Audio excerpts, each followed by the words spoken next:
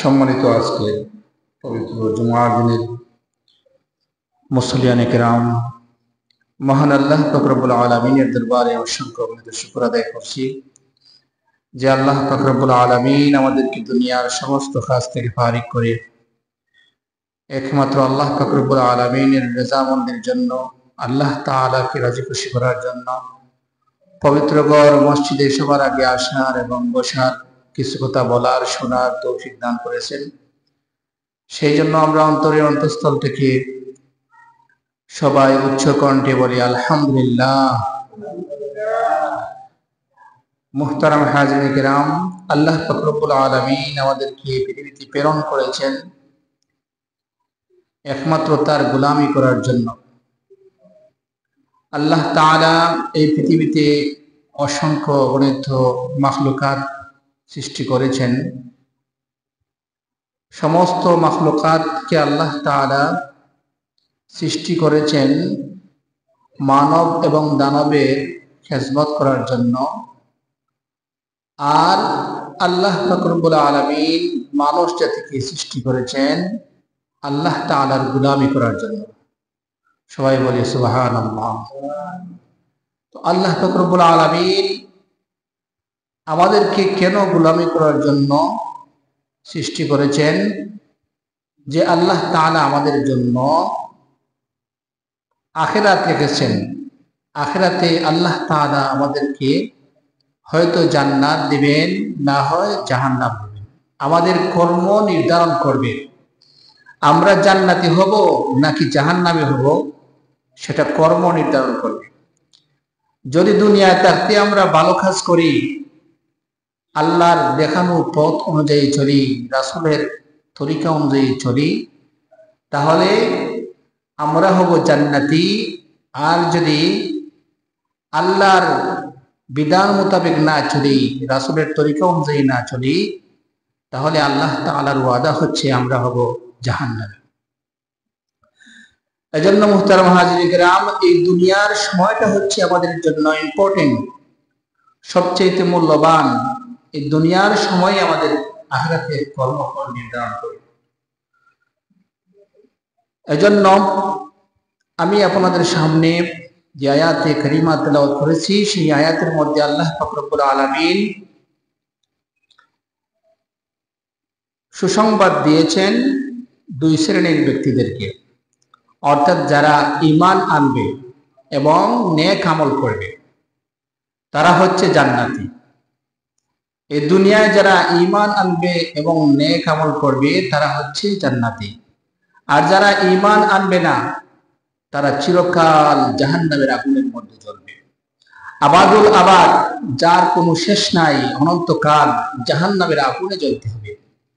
জাহান্নাম হচ্ছে চির অশান্তির জায়গা, যেখানে কোনো শান্তির আভাস মাত্র নাই, অশান্তি আর অশান্তি। আর জান্নাত হচ্ছে শান্তির জায়গা, যেখানে সুখ শান্তি ভরপুর, যেখানে চিন্তা, কষ্ট, ক্লেশ, কোনো ধরনের অশান্তি নাই, এমন জায়গা হচ্ছে জান্নাত। এখন আমাদেরকে ডিসাইড করতে হবে আমরা জান্নাতে যাব নাকি জাহান্নামে যাব। যদি জান্নাতে যেতে চাই তাহলে দুইটা জিনিস, এই আয়াতের মধ্যে আল্লাহ তাআলা মাত্র দুইটা কথা বলেছেন, যে ঈমান আনতে হবে এবং নেক আমল করতে হবে। গত সপ্তাহে ঈমানের কথা বলেছিলাম। তো ঈমান আনার পরে যেটা গুরুত্বপূর্ণ সেটা হচ্ছে নেক আমল, ওয়ামিলুস সালিহাত, যারা নেক আমল করে। তো নেক আমল হচ্ছে গুরুত্বপূর্ণ। নেক আমলের জন্য শর্ত কি? নেক আমল কোন তরিকায় আমরা করব? নেক আমল এমনি এমনি করলে কি হবে? মন যা চায়, মন যেমন চায় তেমন নেক আমল করলে কি হবে তা নাকি তার একটা নির্দিষ্ট ফর্মুলা আছে? নেক আমলের একটা নির্দিষ্ট ফর্মুলা আছে। নির্দিষ্ট ফর্মুলা অনুযায়ী আমাদের নেক আমল করতে হবে, আমলে সালেহা করতে হবে। যদি নির্দিষ্ট ফর্মুলা অনুযায়ী করি না, আমার মন যেমন চায় তেমন আমি ইবাদত বন্দেগী করি, তাহলে সেই ইবাদত আল্লাহর কাছে গ্রহণযোগ্য হবে না। এজন্য নেক আমল আল্লাহর কাছে কবুল হওয়ার জন্য শর্ত হচ্ছে, কোন কোন কিতাবের মধ্যে উল্লেখ করেছেন 4টি, আবার কোন কিতাবে উল্লেখ করেছেন 2টি। অর্থাৎ নেক আমল সহি হবে তখন যখন এই 4টি গুণ থাকবে অথবা 2টি গুণ থাকবে। এই 2টি গুণ যদি থাকে, আমার আপনার মধ্যে 2টি গুণ যদি থাকে, তাহলে আমাদের নেক আমলটা সহি হবে। আর নেক আমল যখন সহি হবে তখন আল্লাহর কাছে গ্রহণযোগ্য হবে।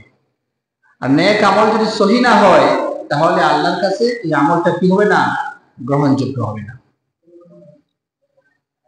এজন্য প্রথম নম্বর শর্ত হচ্ছে, মুফাসসিরিন ইকরাম, মুহাদ্দিসিন ইকরাম উল্লেখ করেন, প্রথম নম্বর শর্ত হচ্ছে নেক আমল সহি হওয়ার জন্য প্রথম নম্বর শর্ত হচ্ছে শরীয়তের ইলম জানতে হবে। যদি শরীয়তের ইলম আমাদের না থাকে তাহলে নেক আমল সহি হবে না। শরীয়তের বিধিবিধান সম্পর্কে সম্যক অবগত হতে হবে। যতটুকু পরিমাণ জানা জরুরি ততটুকু জানতে হবে। যেমন নামাজ কিভাবে পড়তে হয়, ওযু কিভাবে করতে হয়, গোসল কিভাবে করতে হয়, তায়াম্মুম কিভাবে করতে হয়, কোন সময় তায়াম্মুম করতে হয়, কোন সময় গোসল করতে হয়, কোন সময় ওযু করতে হয়, সেটা জানা। সেটা যদি না জানি তাহলে ইবাদত সহি হবে না। এজন্য শরীয়তের ইলম আমাদের জানতে হবে। অনেকে মনে করে যে শরীয়তের ইলম, শরীয়ত আবার কি? মারিফত, আল্লাহ আল্লাহ ডাকলে মারিফত অর্জন হয়, শরীয়তের কোনো প্রয়োজন নাই, শুধুমাত্র জিকির করলেই আল্লাহকে পাওয়া যাবে, আর শরীয়তের কোনো প্রয়োজন নাই। আল্লাহর মারিফত শুধুমাত্র পীরের কাছে মুরিদ হইলেই আল্লাহর মারিফত অর্জন হবে, আর আমার কিচ্ছু লাগবে না, নামাজও লাগবে না, রোজাও লাগবে না, কোনো কিছুর প্রয়োজন নাই। এমন পীর, বন্ড পীর দেশের মধ্যে অভাব নাই যারা বলে শরীয়তের প্রয়োজন নাই, শুধুমাত্র মারিফত নিয়ে থাকে, শুধুমাত্র মারিফত জপে। অথচ শরীয়ত সে বুঝে না, বা শরীয়ত সম্পর্কে তার ধারণা নাই, ইসলামের বিধিবিধান সম্পর্কে তার কোনো ধারণা নাই, এমন মানুষ অসংখ্য অগণিত আছে। তারা বলে আল্লাহর মারিফত, আমরা আল্লাহর মারিফত, আমরা মারিফতি, আপনারা শরীয়তি, মোল্লারা আপনারা শরীয়তি।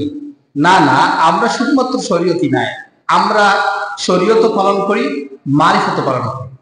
আর বন্ডরা শরীয়ত পালন করে না, শুধুমাত্র মারিফত লইয়া টানাটানি করে।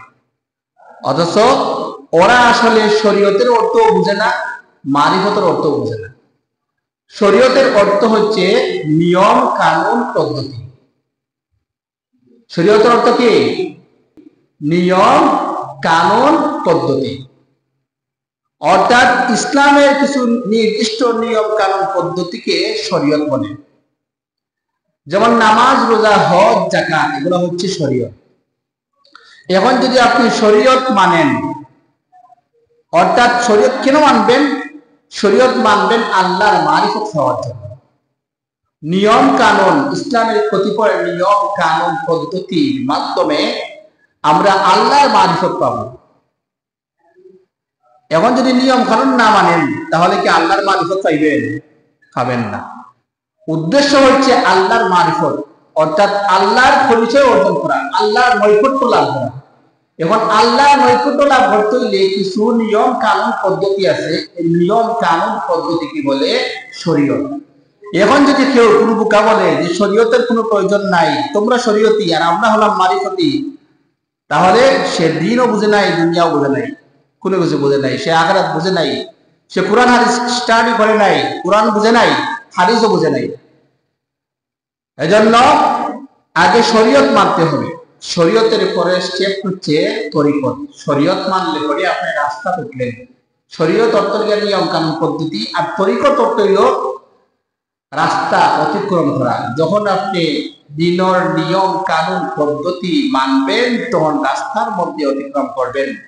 আর যখন আপনি এই রাস্তা অতিক্রম করবেন, অর্থাৎ তরিকতের রাস্তায় অতিক্রম করবেন, একটা পর্যায়ে আপনি গন্তব্যস্থানে গিয়ে পৌঁছবেন। গন্তব্যস্থানে পৌঁছলে তখন এই জায়গা সম্পর্কে আপনার ধারণা হবে। এটা হলো বাস্তবতা। আপনি যদি এখন সানপুর যাই তৈলে আগে কি কাপড় তৈব। আপনি যদি এই তেগাঙ্গা মুখা হাঁটই সানপুর দিতে পারবা, জীবনে দিতে পারবা, সম্ভব নাই। তাইলে সানপুর যাই তৈলে আপনি সানপুরের রাস্তা অতিক্রম করতে হইব, সানপুর মুখা আপনি যাইতে হইব, ঠিক আছে না? এখন যদি আপনি এখন যে সানপুর মুখা লাইটা এখন রাস্তার বাহিরের দিকে আপনি আঁটেন, অন্য কোন রাস্তায় আঁটেন, তাহলে যেতে পারবেন? যেতে পারবেন না। রাস্তা অতিক্রম করতে হবে, এটাকে বলে তরিকত। যাওয়ার একটা নিয়ম কানুন পদ্ধতি আছে, এই নিয়ম কানুন পদ্ধতি মাইনা আপনি রাস্তাঘাটে উশৃঙ্খল ভাবে যাইতে পারবেন না, মানুষকে মারতে পারবেন না, মানুষের সাথে ঝগড়া বিবাদ করতে পারবেন না, তাহলে সেখানে খুঁজতে পারবেন না। তখন যখন আপনি সানপুর যাইবেন তখন বাস্তবে যে সানপুর দেখবেন, সানপুর যে বাজার আছে, বাজার সম্পর্কে আপনার বাস্তবতা হাসিল হইব। বাজার দেখার পরে বাজার আপনি চিনবেন, অর্থাৎ মারিফত হাসিল করবেন বাজার সম্পর্কে। ঠিক তেমনি ভাবে আল্লাহ পাক রব্বুল আলামিনের মারিফত অর্জন করতে হলে নিয়ম কানুন পদ্ধতি মানতে হবে। নিয়ম কানুন পদ্ধতি যখন আপনি মানবেন তখন রাস্তায় উঠবেন, আল্লাহ চিনার রাস্তায় উঠবেন। আর আল্লাহর চিনার রাস্তায় উঠলে পরে একটা সময় আপনি আল্লাহর বাস্তবতা, আল্লাহকে চিনবেন, আল্লাহকে জানবেন। একটা সময় আল্লাহর সাথে আপনার কানেক্টিভ হবে, আল্লাহর সাথে আপনার নৈকট্য হাসিল হবে। এটাকে বলা হয় মারিফত। তাইলে বুঝে থাকলে বলুন যে প্রথমেই কি মারিফত, প্রথমেই কি মারিফত অর্জন করা যায়, নাকি আগে শরীয়ত তারপরে তরিকত তারপরে হকিকত তারপরে গিয়ে মারিফত? এখন কেউ যদি শরীয়ত মানে তখন অবশ্যই একটার পর একটা সে অর্জন করবে, একটা সময় আল্লাহর মারিফত অর্জন করবে। এজন্য মুহতারাম হাজিরিন কিরাম, আল্লাহর মারিফত পাইতে হলে শরীয়ত মানতে হবে, শরীয়তের জ্ঞান থাকতে হবে। শরীয়তের জ্ঞান যদি আমার প্রাণ না থাকে তাহলে আমরা দিনের উপর চলতে পারবো না। আমরা যদি শরীয়তের জ্ঞান অর্জন না করি তাহলে আমাদের আমল সহি হবে না। আমল সহি হওয়ার জন্য প্রথম নম্বর শর্ত কি? শরীয়তের জ্ঞান থাকতে হবে, ইলম থাকতে হবে। জ্ঞান না থাকলে, শরীয়তের জ্ঞান যদি আমাদের না থাকে তাহলে আমলটা সহি হবে না। এজন্য বান্দার মারিফত অর্জন হয় শরীয়তের মাধ্যমে। যখন বান্দা নামাজের মধ্যে দাঁড়ায়, অর্থাৎ শরীয়ত পালন করে, নামাজ পড়া এটা কি? শরীয়ত। শরীয়ত যখন বান্দা পালন করে তখন আল্লাহর সাথে মারিফত হয়। কিভাবে হয়? যখন বান্দা নামাজের মধ্যে দাঁড়াইয়া আলহামদুলিল্লাহ রাব্বিল আলামিন পাঠ করে, তখন আল্লাহ পাক রব্বুল আলামিন এর জবাবে বলেন হামিদানি আব্দি, আমার বান্দা আমার প্রশংসা করছে। যখন বান্দা বলে আর রহমানির রহিম, তখন আল্লাহ পাক রব্বুল আলামিন বলেন আসনা আলাইয়া, আপনি আমার বান্দা আমার গুণকীর্তন করতেছে। যখন বান্দা বলে মালিক ইয়াউমিদ্দিন, তখন আল্লাহ পাক রব্বুল আলামিন এর জবাবে বলেন মাজ্জাদানি আব্দি, আমার বান্দা আমার বরত্ব বর্ণনা করছে। এভাবে যখন বান্দা বলে ইয়্যাকা না'বুদু ওয়া ইয়্যাকা নাস্তাঈন, আমরা তোমারই ইবাদত করি এবং তোমারই কাছে সাহায্য চাই, তখন আল্লাহ পাক রব্বুল আলামিন বলেন হাযা বাইনা ওয়া বাইনি আব্দি, এই অংশটা হচ্ছে আমার এবং আমার বান্দার মাঝে। সুবহানাল্লাহ। এই অংশটা হলো আমার এবং আমার বান্দার মাঝে, অর্থাৎ আল্লাহর সাথে সম্পর্ক হয়ে যায় বান্দার। আল্লাহর সাথে সম্পর্ক কোথায় হয়? নামাজে হয়। কোথায় হয়? নামাজে হয়। আল্লাহর সাথে বান্দার সম্পর্ক হয় নামাজের মাধ্যমে। নামাজ হচ্ছে শরীয়ত, এজন্য শরীয়ত মানতে হবে। শরীয়ত ছাড়া আপনি ফির হতে পারবেন না, বুজুর্গ হতে পারবেন না। যদি শরীয়ত ছাড়া ফিরাকি দাবি করেন তাহলে ফির নাই, বন্ডভীর। যে আবার হুজুর বন্ডভীর হয় কিভাবে? অনেকে প্রশ্ন করে বন্ডভীর আর হক্কানি ফির কিভাবে হয়, আমরা চিনব কিভাবে? বন্ডভীর হক্কানি ফির আছে, আপনারা চিনতে হবে, বাজারে গিয়ে যখন যাই লাউ একটা কদু কিনেন, এখানে ডুগডুগা কি ডুগডুগা না, 10 টাকার লাউ কিনতে আপনি ডুগডুগা কি ডুগডুগা নাই, এই লাউটা খেসমা কি খেসমা নাই, গুড়া কি গুড়া নাই, এটা আপনি যাচাই বাছাই করেন। 10 টাকার লাউ মাত্র বা 20 টাকার লাউ খাওয়ার লাগে। বাজারের মধ্যে দেখবেন তেল আছে, খাঁটি সরিষার তেল, তাইলে বোঝা গেল বেজাল সরিষা আছে, আছে না নাই? খাঁটি সরিষার তেল যদি দেখে লেখা খাঁটি সরিষার তেল, বোঝা গেল বেজাল সরিষাও আছে। হ্যাঁ, এজন্য সব জায়গায় ভালো মানুষ আছে, খারাপ মানুষও আছে, ভালো ফির আছে, বন্ড ফির আছে, ভালো আলিম আছে, দুনিয়া টুর আলিম আছে। এমনই ভাবে প্রত্যেক জায়গায় ভালোর বিপরীতে মন্দ আছে, মন্দর বিপরীতেও ভালো আছে। এজন্য বাছাই করতে হবে, যাচাই করতে হবে, আমাদের যাচাই করতে হবে, যেটা আমাদের এই দুনিয়ার মধ্যে, দুনিয়া তো আসল নাই, আসল কি? পরকাল হচ্ছে আমাদের আসল। এই পরকালে সাকসেস হওয়ার জন্য, কামিয়াব হওয়ার জন্য আল্লাহ তাআলা দুনিয়াতে আমাদের প্রেরণ করেছেন।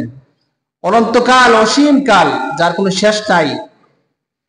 যেখানে যদি জাহান্নামে যাই তাহলে অনন্তকাল জাহান্নামে থাকতে হবে, দীর্ঘদিন জাহান্নামে থাকতে হবে, হাজার হাজার কোটি কোটি বছর জাহান্নামে থাকতে হবে। আর জান্নাতে গেলে অনন্তকাল জান্নাতে, যার কোনো শেষ নাই জান্নাতে। এই জন্য মুহতারাম হাজিরিন কিরাম, তো আমাদেরকে যে শরীয়ত সম্পর্কে জানতে হবে। যদি শরীয়ত সম্পর্কে জ্ঞান আমাদের না থাকে তাহলে আমলটা কি হবে না? সহি হবে না। নামাজও সহি হবে না, রোজাও সহি হবে না, হজও সহি হবে না, জাকাতও সহি হবে না, এমনকি ঈমানও সহি হবে না। আর যদি সহি না হয়, যদি আমল যদি সহি না হয়, ঈমান যদি সহি না হয়, তাহলে সেটা আল্লাহর কাছে কবুল হবে না। কবুলের মালিক তো আল্লাহ, তবে কবুল হতে হলে শর্ত হইল সহি হতে হবে। ইবাদত বন্দেগীটা কি হতে হবে? সহি হতে হবে। ইবাদত বন্দেগী যখন আমরা সহিভাবে ইবাদত বন্দেগী করব, তখন সেটা আল্লাহর কাছে কবুল হবে কি হবে না আল্লাহ জানেন, কিন্তু কবুল হওয়ার কথা, সহি হলে কবুল হবে। আর যদি সহি হয় না তাহলে কবুল হওয়ার কোনো চান্স নাই। ইবাদত বন্দেগীটা আল্লাহর কাছে কবুল হওয়ার কোনো চান্স নাই। এজন্য প্রথম নম্বর শর্ত হচ্ছে ইলম, দ্বীনের জ্ঞান থাকতে হবে। 2 নম্বর শর্ত হলো ইবাদত বন্দেগী সহি হওয়ার জন্য 2 নম্বর শর্ত হলো নিয়ত ঠিক থাকতে হবে, নিয়তের বিশুদ্ধতা থাকতে হবে। যদি নিয়ত ঠিক না থাকে তাহলে ইবাদত সহি হবে না।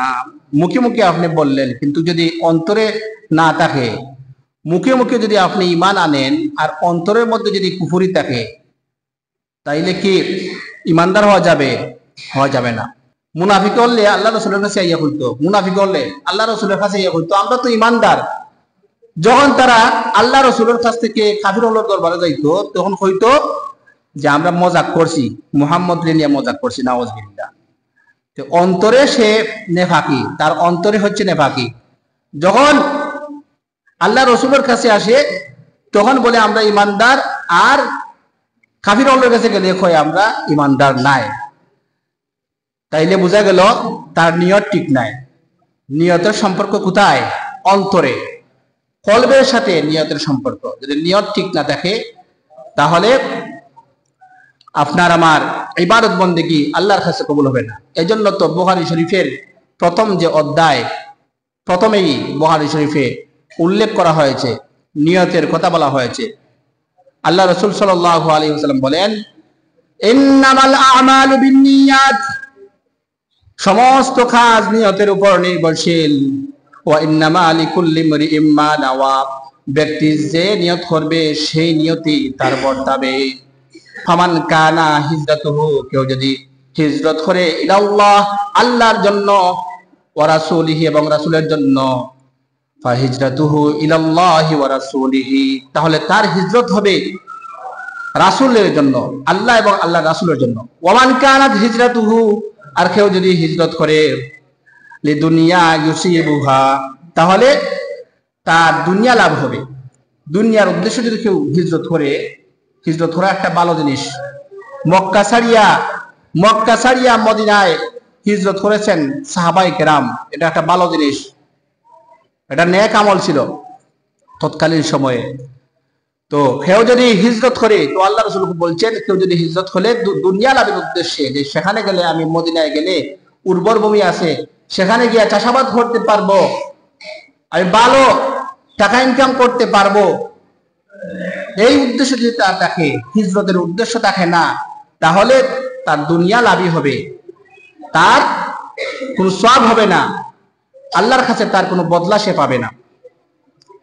আর কেউ যদি কেউ যদি হিজরত করে, ইয়াতাজাওয়াজুহা, মেয়েকে যদি বিবাহ করার জন্য সে হিজরত করে, ফাহিজরাতুহু, তার হিজরত হবে ইলা মা হাজারা ইলাইহি, যেটা সে নিয়ত করবে, যা সে নিয়ত করবে সে অনুযায়ী তার হিজরত হবে। অর্থাৎ সে যেহেতু মহিলাকে বিবাহ করার জন্য, কোন নারীকে বিবাহ করার জন্য হিজরত করেছে, তাহলে সে নারীকেই পাবে, আল্লাহকে পাবে না। এজন্য মুহতারাম হাজিরিন কিরাম, নিয়তের বিশুদ্ধতা অর্জন করতে হবে, নিয়ত ঠিক রাখতে হবে। প্রত্যেকটা কাজ হচ্ছে নিয়তের উপর নির্ভরশীল।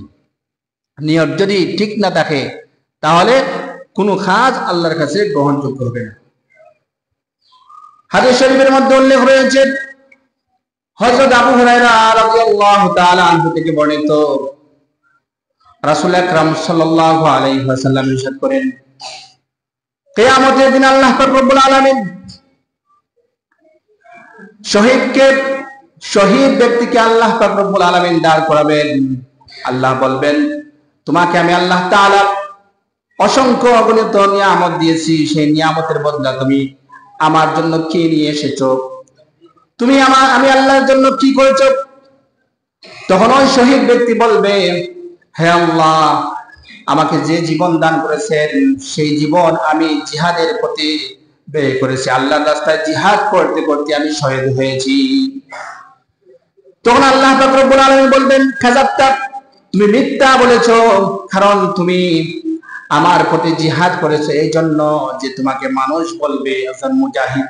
মানুষ বলবে কি? মানুষ বলবে মুজাহিদ, মানুষ বলবে শহীদ, মানুষ বলবে একজন বীর বাহাদুর, এজন্য তুমি জিহাদ করেছো। সুতরাং মানুষ তোমাকে মুজাহিদ বলেছে, বীর বাহাদুর বলেছে, মানুষ তোমাকে শহীদ বলেছে, তুমি দুনিয়ায় পাইছো, এজন্য পরকালে আর তুমি কিচ্ছু পাবে না। আল্লাহ পাক রব্বুল আলামিন তাকে জাহান্নামের আগুনের মধ্যে নিক্ষেপ করবেন, উল্টা করে আল্লাহ তাআলা তাকে জাহান্নামের আগুনের মধ্যে নিক্ষেপ করবেন। নাউযুবিল্লাহ।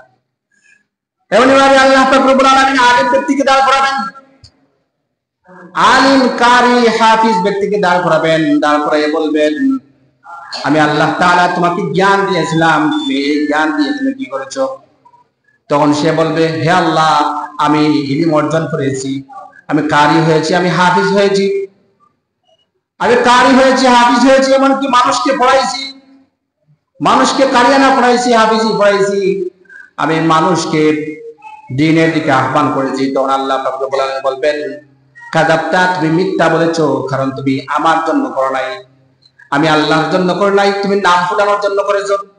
মানুষ বলবে তুমি একজন বক্তা, মানুষ বলবে তুমি একজন কারি, মানুষ বলবে তুমি একজন আলেম, এই জন্য তুমি জ্ঞান অর্জন করেছো। এমন মানুষ আছে না নাই?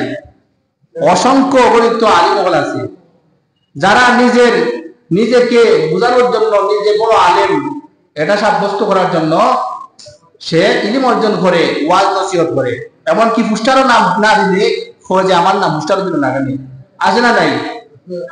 তাইলে তো বোঝা গেল, বড় তনও বোঝা গেছে যে আমি বড় তনও বোঝা গেল। তাইলে এই ধরনের আলিমের দ্বারা, এই ধরনের আলিমের কাছ থেকে আপনি নসিহত কি শুনবেন? তার কাছ থেকে নসিহত শুনে আপনার লাভটা হবে কি? যার নিজেরই আমল নাই। এজন্য ওয়াজ নসিহত শুনতে হলে ওয়াজ নসিহত শুনতে হবে হক্কানি ওলাম। আমিও ওয়াজের যোগ্য না, আমি ওয়াজ নসিহত করার যোগ্য না, কিন্তু আপনারা বসাইছেন আমাকে, আমি আসলে যোগ্য মানুষ না, আপনারা আমাকে বসাইছেন বিদায় আমি কিছু কথা, দিনের কিছু কথা আমি বলতেছি, কিন্তু প্রকৃত ওয়াইজ আমি না। ওয়াইজ হওয়া, মুফাসসির হওয়া অনেক বড় ব্যাপার, বুঝাইতে পারছি আমি, অনেক বড় ব্যাপার। কিন্তু আজ দেখা যায় একটা আমাদের সমাজের মধ্যে এমন একটা রোগে ভাইছে, ভাইরালের রোগে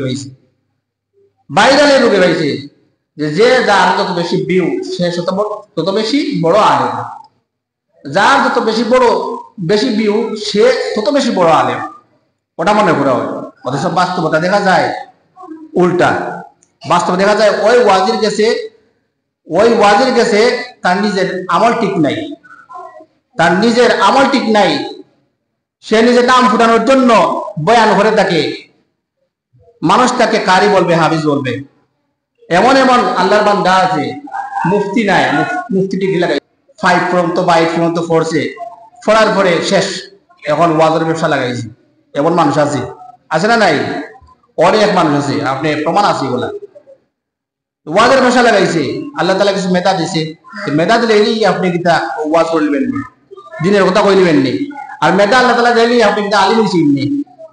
মেধা আপনার আল্লাহ তাআলা কিছু দিছে, আপনি শুনিয়া কিছু বয়ান লইতে পারেন, আপনি আলিম হইছেন কি না? কিতা প্রাতিষ্ঠানিক ভাবে আপনি শেষ করতে হইব, মৌলানা হইতে হইব না নি? আপনি মৌলানা দাবি করলেন, আপনি দাবি করলেন যে আমি মৌলানা, অথচ আপনি টাইটেল জমাত পর্যন্ত পড়ছেন না, প্রাতিষ্ঠানিক ভাবে আপনি টাইটেল জমাত পর্যন্ত পড়ছেন না, দাওরা কমপ্লিট করছেন না, তাইলে আপনি মৌলানা নেই।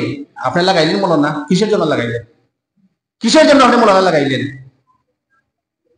প্রাতিষ্ঠানিক ভাবে আপনি না পড়িয়া মৌলানা লাগাইছেন, কিসের জন্য আপনি মৌলানা লাগাইলেন? তাহলে তো আপনি মিথ্যাবাদী। লানাতুল্লাহি আলাল কাযিবিন, মিথ্যাবাদীর উপর আল্লাহর অভিসম্পাত, আল্লাহর গজব আযাব পড়ে মিথ্যাবাদী। এজন্য মুহতারাম হাজিরিন কিরাম, আল্লাহ পাক রব্বুল আলামিন কিয়ামতের দিন আলেমকে দাঁড় করাবেন, দাঁড় করে বলবেন যে আমি আল্লাহ তাআলা তোমাকে জ্ঞান দিয়েছিলাম, আমি আল্লাহ তাআলা তোমাকে বুদ্ধি দিয়েছিলাম, তুমি হাফিজ হয়েছিলে, তুমি কি করেছো? তখন সে বলবে আল্লাহ তোমার জন্য আমি হাফিজ হয়েছি, আমি পড়াইছি। তখন আল্লাহ বলবেন কাযাবতা, তুমি মিথ্যা বলেছো। সে অনুপাতে তাকে আল্লাহ বলবেন যে তাকে জাহান্নামের মধ্যে নিক্ষেপ করো, তাকে উল্টা করে জাহান্নামের মধ্যে নিক্ষেপ করা হবে, ওই আলেমকে উল্টা করে জাহান্নামের মধ্যে নিক্ষেপ করা হবে। এরপরে আল্লাহ পাক রব্বুল আলামিন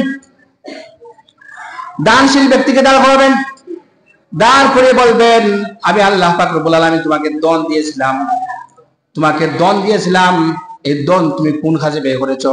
তখন সে বলবে এমন কোন দিনের কাজ নাই, বাকি নাই যেই কাজে দান করলে তুমি মওলা রাজি খুশি হও, এমন কোন কাজ বাকি নাই, এমন কোন ধর্মীয় ডিপার্টমেন্টকে আমি দেই নাই, এমন নাই, সমস্ত ভালো কাজে আমি আমার টাকা ব্যয় করছি। তখন আল্লাহ পাক রব্বুল আলামিন বলবেন যে তুমি মিথ্যা বলেছো, তুমি ভালো কাজে টাকা ব্যয় করো নাই, বরঞ্চ ব্যয় করেছো ঠিক আছে, কিন্তু তুমি মানুষকে দেখানোর জন্য ভালো কাজে টাকা ব্যয় করেছো। সুতরাং মানুষ তোমার দানশীল হয়েছে, মানুষ তোমাকে দুনিয়া থাকতে দানশীল হয়েছে, তুমি জাহান্নামে যাও, তুমি দুনিয়ায় ফাইলেছো, আখিরাতে আর ফাইবা না। আল্লাহ তাআলা উল্টা করিয়া তাদের জাহান্নামের মধ্যে লিখে পড়বেন। এজন্য বোঝা গেল যে নিয়ত ঠিক থাকতে হবে।